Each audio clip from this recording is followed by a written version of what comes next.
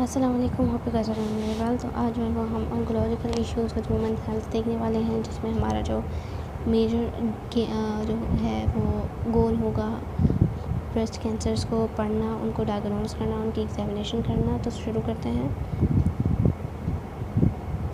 Breast cancer की बात करें तो breast cancer most common cancer होता है जो कि अफेक्ट कर रहा होता है वुमेंस को इन अमेरिका में। With an average 1 in 9 women's being diagnose, her 9 women's में से एक वुमेन जो है वो ब्रेस्ट कैंसर के लिए डायग्नोज की जाती है। लीडिंग जो है वो कैंसर जो है सबसे मोस्ट कॉमन कैंसर होता है वो ब्रेस्ट कैंसर होता है, ठीक है। और दूसरा जो है वो कैंसर होता है सर्विकल कैंसर या लंग कैंसर, ठीक है। तो ये ब्रेस्ट कैंसर जो है वो प्राइमरी होता है और सेकेंड लीडिंग जो है कैंसर होता है वो लंग कैंसर होता है। लंग कैंसर हो या कोई भी कैंसर हो, तो कैंसर में क्या होता है, डिजीज़ होती है जिसमें नॉर्मल सेल जो है वो चेंज होना शुरू हो जाता है, उसकी ग्रो होती है without control, no longer diet, ठीक है। अनकंट्रोलेबल डिवाइड होने लग जाते हैं, सेल्स जो है वो डिवाइड होने लग जाते हैं, उनकी जो है नंबर बढ़ते चले जाते हैं और वो क्या हो जाते हैं, पुराने सेल्स जो हैं वो ख़त्म नहीं होते हैं, डाई नहीं होते हैं और न्यू सेल्स जो हैं वो अपीयर होना शुरू हो जाते हैं।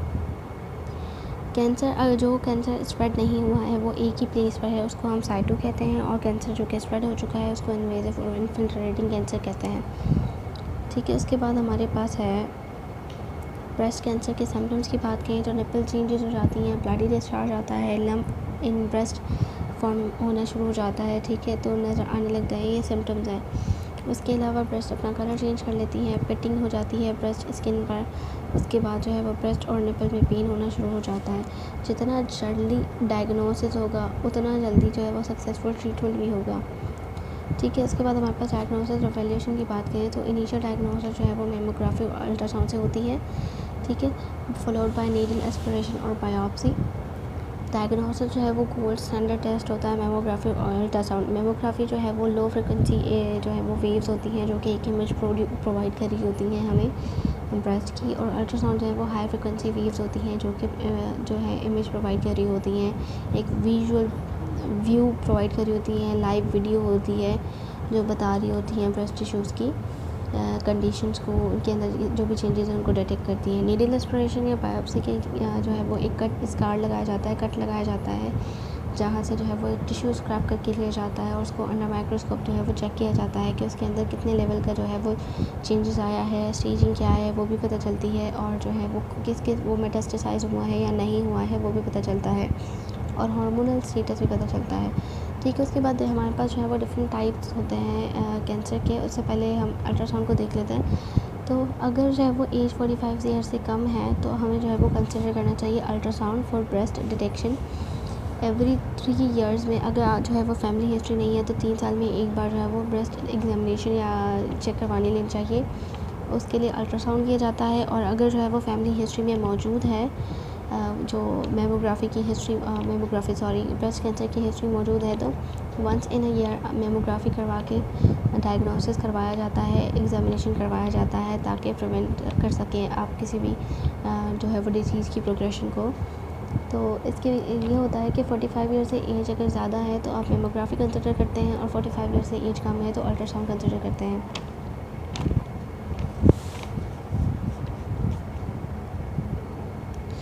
बाद आ जाते हैं हमारे पास जो है वो different types of breast cancer होते हैं जिसका जो रिलेट कर रहे होते हैं पोजीशन और लेजन। हमारे पास 4 टाइप्स के होते हैं जो कि हमारे पास 2 डक्टल कैंसर्स होते हैं और 2 लोब्यूलर कैंसर्स होते हैं। जो डक्टल कैंसर्स होते हैं दो, एक इन्वेजिव होता है और एक साइटो होता है। इन्वेजिव कैंसर वो होता है जो कि स्प्रेड आउट कर जाते हैं, और साइटो कैंसर वो होते हैं जो स्प्रेड नहीं करते, वो इन प्लेस रहते हैं।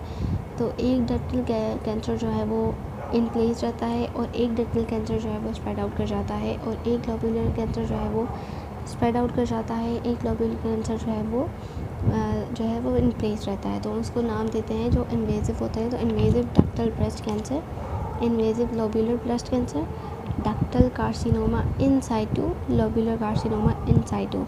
यहाँ पर डिफरेंट स्टेजेस हैं, 4 स्टेजेस हैं, और 0 स्टेज में किसी तरह की कोई चेंजेस नहीं आई हैं तो वो स्टेज 0 है, नॉर्मल है। स्टेज 1 में क्या होता है कि यहाँ पर जो है वो स्लाइटली चेंजेस आना शुरू हो जाती हैं, लेकिन इसमें कोई लिम्फ नोड फॉर्मेशन नहीं होती है। इसका साइज़ इंक्रीज़ हो जाता है 2 सेंटीमीटर तक स्टेज 1 में, तो इस तरह से हम डिटेक्ट करते हैं कि स्टेज 1 में है या नहीं है। स्टेज 2 में क्या होता है, स्टेज 2 में साइज़ इंक्रीज़ हो जाता है 2 to 5 सेंटीमीटर, और जो है ब्रेस्ट का साइज़ इंक्रीज़ होने के साथ साथ लिम्फ नोड्स भी मिलते हैं आर्मपिट्स में। लेकिन स्टेज 1, स्टेज 2 और स्टेज 3 है वो मेटास्टेसाइज नहीं हुए हुए होते हैं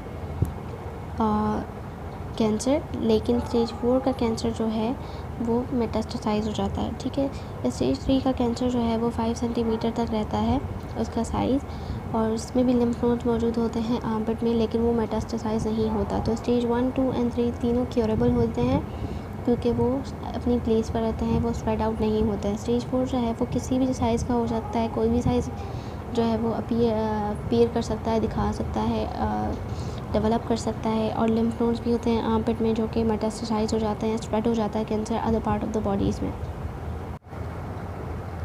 ट्रीटमेंट की बात करें तो सबसे पहले रिस्क फैक्टर देख लेते हैं। तो रिस्क फैक्टर में हमारे पास आ जाते हैं एक्सेसिव ड्रिंकिंग या अल्कोहल आ जाता है। उसके अलावा प्रीवियस हिस्ट्री होती है ब्रेस्ट कैंसर की अगर किसी को, तो उनमें चांसेस होते हैं ब्रेस्ट कैंसर के।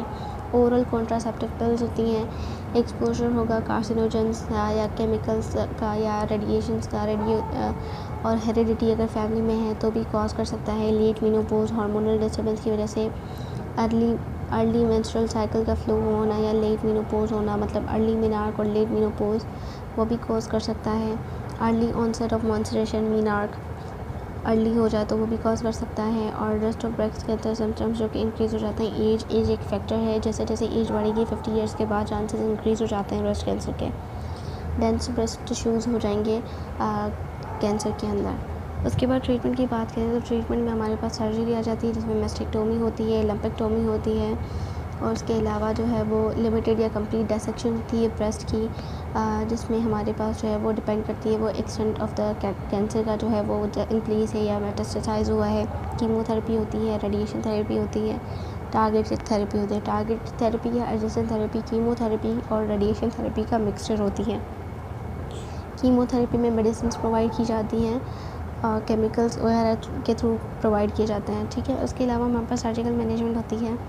सर्जिकल मैनेजमेंट में क्या है, यूजुअली पेशेंट जो है वो सर्जरी करवा के रिमूव करवा देते हैं ब्रेस्ट का कैंसर, और मैनेजमेंट डिपेंड करती है स्टेज ऑफ द डिजीज़ पर। अगर तो है वो लंप नोड्स हैं और लंप रिमूव करना है, अपनी प्लेस पर हैं, वो मेटास्टेसाइज नहीं हुए हैं, तो लंपेक्टोमी कर दी जाती है।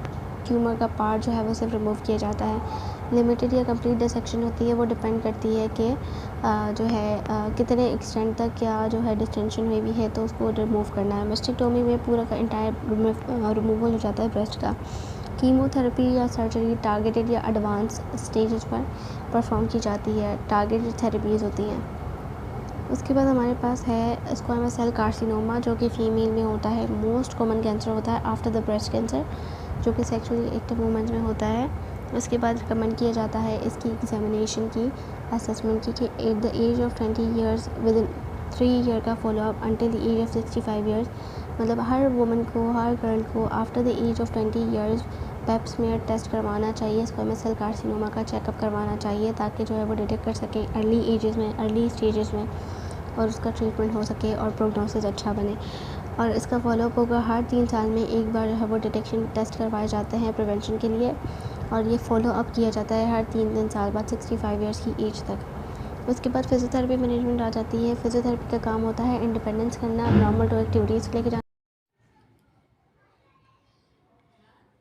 Ultimately improving quality of life. Ward exercises जो हैं वो ग्रुप में परफॉर्म करवाई जाती हैं post operatively with patients, group exercises होती हैं वो। उसके बाद हमारे पास पोस्ट ऑपरेटिव केयर आ जाता है। तो assessment of any existing musculoskeletal, shoulder या नेक की जो मस्कुलोस्केलेटल पैथोलॉजी है जो एग्जिस्टिंग है, जो आउटकम पे इफेक्ट कर रही होती हैं, वो उनका हमें जो है वो असेसमेंट करना होता है प्रॉपर्ली, और उनको ट्रीट करना होता है। ठीक है, कोई भी आइडेंटिफाई करना होता है पोटेंशियल रिस्क, ताकि लिम्फेडिमा ना हो सके। मोबिलिटी जो है वो फैक्टर्स, जो भी ऐसे फैक्टर्स जो कि मोबिलिटी पर या इफ़ेक्ट करें और लिम्फेडिमा को जो है वो अकल करें, जो भी हैं। ठीक है, इन्फॉर्मेशन और एडवाइस करते हैं पेशेंट को, एक्सरसाइज के हवाले से गाइड करते हैं, एडवाइस करते हैं, और जो है वो leaflet on post operative exercises जो हैं वो उस पेशेंट को गाइड कर देते हैं और उससे बता देते हैं कि आपके लिए क्या बेनिफिशियल है, क्या नहीं बेनिफिशियल है। ठीक है, उसके बाद एडवाइस और स्ट्रेटजाइज करते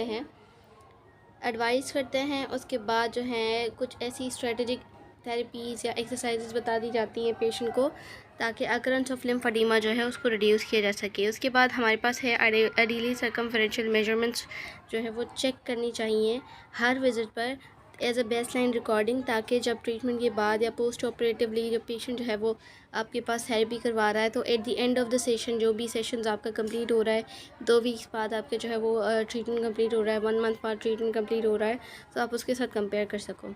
उसके बाद पेन की बात करें तो पोस्ट ऑपरेटिवली पेन जो है वो मैनेज किया जाता है मेडिसिन के साथ, और कुछ मेडिकेशंस होती हैं, और उसके अलावा कुछ मोडालिटीज़ जो की जाती हैं थेरेप्यूटिक, जिसमें टेंस आ जाता है, और मॉडिफाइड ट्रीटमेंट होते हैं जैसे कि एक्यूपंक्चर हो गया, मसल इम्बैलेंस ट्रीटमेंट हो गया, सॉफ्ट टिश्यू जॉइंट मोबिलाइजेशन हो गई, रिलैक्सेशन टेक्निक्स यूज़ की जाती हैं, अल्टरनेटिव और कॉग्निटिव बिहेवियर थेरेपीज़ होती हैं जो कि पेन रिलीव करने में हेल्प करती हैं।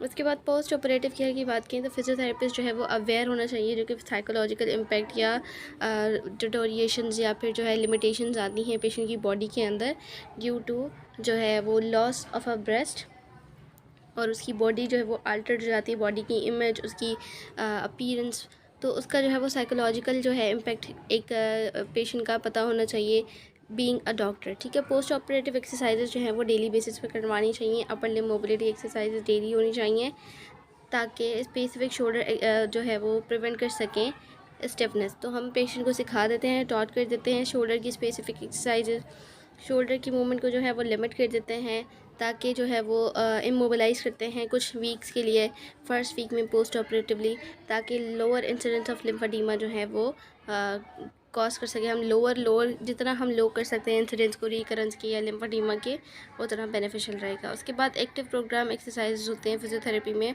जो कि पोस्ट ऑपरेटिवली पीरियड में होते हैं, तो वो क्या इंडिकेट करते हैं, ग्रेटर रिकवरी होती है, शोल्डर मोबिलिटी को इंडिकेट करते हैं अगर जो है वो पेशेंट एक्टिव एक्सरसाइजेज करते हैं और कंटिन्यूस एक्सरसाइजेज करते हैं। उसके बाद पोस्ट रेडियोथेरेपी पेशेंट को इनकरेज करना चाहिए कि वो अपनी शोल्डर मोबिलिटी एक्सरसाइजेज को कंटिन्यू रखे, ताकि जो ट्रीटमेंट है वो डिले कर सके ऑनसेट ऑफ स्टिफनेस। ठीक है, उसके बाद फॉलोअप के लिए बात की जाए तो मंथली ब्रेस्ट की सेल्फ एग्जामिनेशन करनी ज़रूरी है। एक मिरर के सामने पेशेंट जो है वो खड़ा हो जाएगा, मिरर के सामने खड़े होकर अपने हाथ जो है वो अपने पीछे रख लेगा, नेक के पीछे बेंड कर लेगा, दोनों जो आर्म्स है उसकी बेंड कर लेगा, और उसके बाद अगर ब्रेस्ट में किसी तरह का डिप है अपीयर हो रहा है या कोई डिस्चार्ज नज़र आ रहा है, या अगर जो है वो लिम्फेडिमा कोई लंप नज़र आ रहा है, या साइज़ में कोई डिफरेंट वेरिएशंस आ रही हैं, तो उसको मेजर कर सकता है पेशेंट खुद ही सेल्फ एग्जामिनेशन से, जो कि मंथली बेसिस पर करनी चाहिए। फिर फिज़िकल एग्जामिनेशन होती है, उसके बाद मेमोग्राम्स होते हैं जो कि हर 3 ईयर्स के बाद जो है फॉलोअप होता है। अगर जो है वो आपकी फैमिली में किसी को नहीं है तो 3 ईयर्स में एक दफ़ा करवाना चाहिए, लेकिन अगर फैमिली में है, हिस्ट्री है मेमोग्राम की ब्रेस्ट कैंसर की, तो साल में एक दफ़ा करवाना चाहिए। पेल्विक एग्जामिनेशन भी करवाना ज़रूरी है, क्योंकि ब्रेस्ट कैंसर के साथ जो है वो सेकेंड को मोस्ट कॉमन जो वो है कैंसर सर्विकल कैंसर है। उसके बाद प्रिवेंशन की बात करें लिम्फेडिमा की, तो पेशेंट को इनकरेज कर दिया जाता है कि वो मॉइस्चराइज़ करें आर्म को एमोलियन क्रीम के साथ डेली बेसिस पर। उसके बाद अवॉइड करें इन्वेजिव मेडिकल ट्रीटमेंट, ऐसा जो भी कोई भी इन्वेजिव मेडिकल ट्रीटमेंट जिसका जो है वो प्रेशर पड़े आर्म पर और जो है वो लिम्फ नोड्स पर, वेजल्स पर, तो वो अवॉइड करना है, जिसमें ब्लड प्रेशर मेजरमेंट आ जाता है कि उसको आपका कफ बांध के आपको उसके जो है वो कंस्ट्रक्ट करना होता है। तो इस तरह की सारी चीज़ें अवॉइड करनी है। नॉर्मल शोल्डर मोबिलिटी को मेंटेन करना है, और जो है वो मेंटेन करना है BMI ऑप्टिमम, और इनकरेज करना है हमें कि आपको जो है वो मोबिलिटी के लिए एक्सरसाइजेस करते रहनी चाहिए। उसके बाद जो है कॉर्डिंग एक्सिलरी वेब सिंड्रोम की बात करें तो टेंडर कॉर्ड लाइक स्ट्रक्चर होता है। ठीक है, thought to be a result of lymphangitis or lymphatic thrombosis may arise from chest wall to axilla, sometimes extending down the arm itself। तो ये एक जो है वो इन्फ्लामेशन हो जाती है लिम्फ नोड की, या फिर थ्रोम्बस बन जाता है लिम्फेटिक वेन के अंदर, तो वो जो है एक कॉर्ड लाइक स्ट्रक्चर इस तरह का टेंडन जो है वो अपीयर होने लग जाता है। तो ये क्या करता है, शोल्डर की मोबिलिटी को रिस्ट्रिक्ट करता है और पेन कॉज करता है। जेंटल सॉफ्ट टिश्यू मसाज और पैसिव और एक्टिव हो गई फिजियोलॉजिकल मूवमेंट्स इनिशिएट करेंगी डिस्परेशन। स्कारिंग हो जाती है, सर्जिकल स्कार्स जो है वो अडेयर हो जाते हैं अंडरलाइंग स्ट्रक्चर्स में, जिससे फेशिया में रिजल्टिंग करते हैं tightness and discomfort in the axilla and the chest wall, जिसकी वजह से भी मूवमेंट रिस्ट्रिक्ट होती है, पेशेंट को पेन फील होता है। पेशेंट्स को इनकरेज किया जाता है कि मसाज करें स्कार्स पर वंस हील, और उसके बाद टिश्यू की जो एबिलिटी है उसको जो है वो स्ट्रेचिंग एबिलिटी जो है वो फ्लेक्सिबिलिटी है उसको इम्प्रूव करें। ठीक है, पोस्टरल एडवाइस की जाती है। Removal of the breast tissue जो है वो कॉज करता है weight imbalance and may result in shoulder protraction. तो राउंडेड शोल्डर्स होने लग जाते हैं, तो जिसकी वजह से जो पेशेंट को एडवाइस किया जाता है कि वो अपना जो है पोस्चर को करेक्ट करना है, उसे किस तरह से बैठना है, उससे क्या करवानी है। अगर उसको जो है वो नहीं समझ आती है तो वो फिजियोथेरेपिस्ट से एडवाइस ले ले, उससे गाइडेंस ले ले। उसके बाद रिटर्न टू फंक्शन की बात करें तो पेशेंट को इनकरेज किया जाता है कि वो एक्टिव और नॉर्मल लाइफ पर आफ्टर हैविंग ब्रेस्ट सर्जरी जो है वो आ जाए विदाउट एनी डिफ़िकल्टी। उसको इसीलिए एक्सरसाइजेस सिखाई जाती हैं। Care is always needed to prevent lymphedema, but patients should not be discouraged from activities of daily living that could improve quality of life. एहतियात बहुत ज़रूरी होती है, बिकॉज एहतियात इलाज से बेहतर है। तो जो है वो केयर हमेशा करनी चाहिए ताकि लिम्फेडिमा ना हो, और पेशेंट को डिस्करेज नहीं करना चाहिए daily activities say that could improve quality of life.